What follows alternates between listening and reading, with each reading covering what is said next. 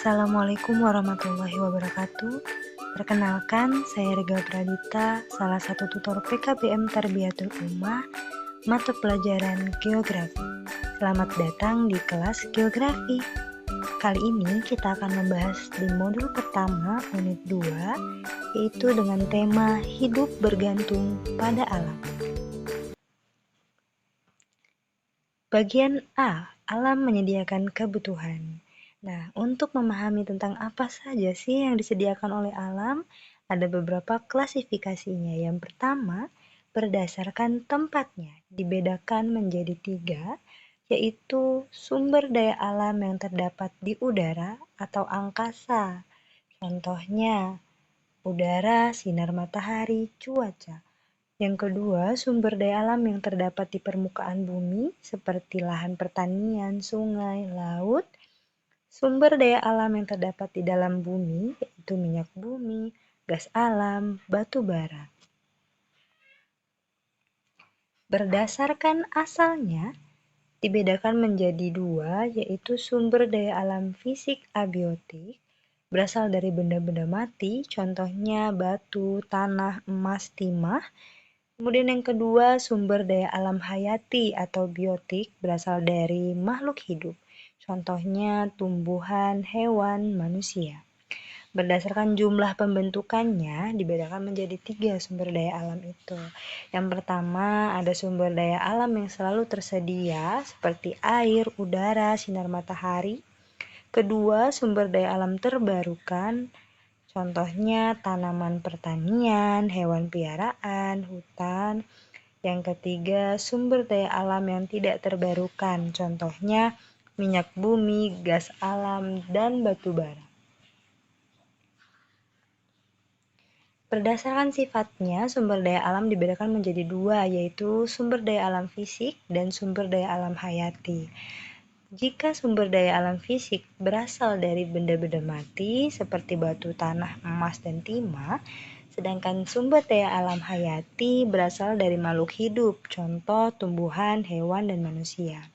Dan berdasarkan nilai ekonominya, sumber daya alam dibedakan menjadi 2, yaitu sumber daya alam ekonomi, contohnya intan, emas, minyak, dan sumber daya alam non-ekonomis seperti udara, sinar matahari, dan air.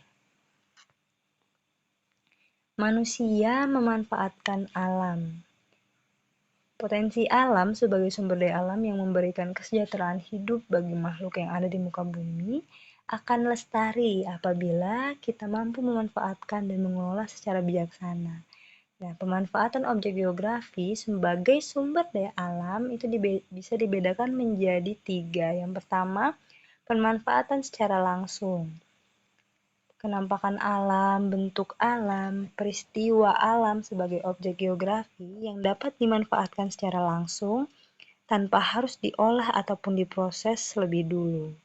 Seperti udara yang untuk bernafas, sinar matahari untuk berjemur, atau angin untuk mengembangkan layar perahu nelayan.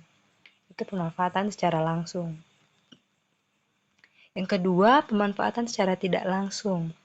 Kenampakan, bentukan, dan peristiwa alam sebagai objek geografi yang dapat dimanfaatkan untuk kehidupan, tetapi penggunaannya secara tidak langsung.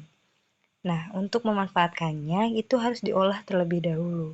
Misal, air terjun dimanfaatkan untuk kincir agar menghasilkan listrik, atau mengolah lahan pertanian untuk bercocok tanam, atau menanam tanaman penghijauan untuk menghasilkan oksigen. Jadi pemanfaatannya itu secara tidak langsung. Yang ketiga, pemanfaatan yang diolah untuk meningkatkan nilai ekonomis. Maksudnya adalah, jadi kenampakan alam, bentukan alam, peristiwa sebagai objek geografis dapat dimanfaatkan secara langsung, tetapi oleh manusia diolah lagi guna meningkatkan nilai ekonomisnya atau untuk meningkatkan harganya.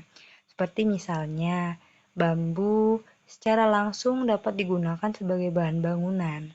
Tapi jika diolah menjadi peralatan rumah tangga, harga jualnya menjadi lebih tinggi. Demikian juga halnya dengan pengolahan batu kapur menjadi semen. Seperti itu. Terima kasih. Ada pertanyaan? Assalamualaikum warahmatullahi wabarakatuh.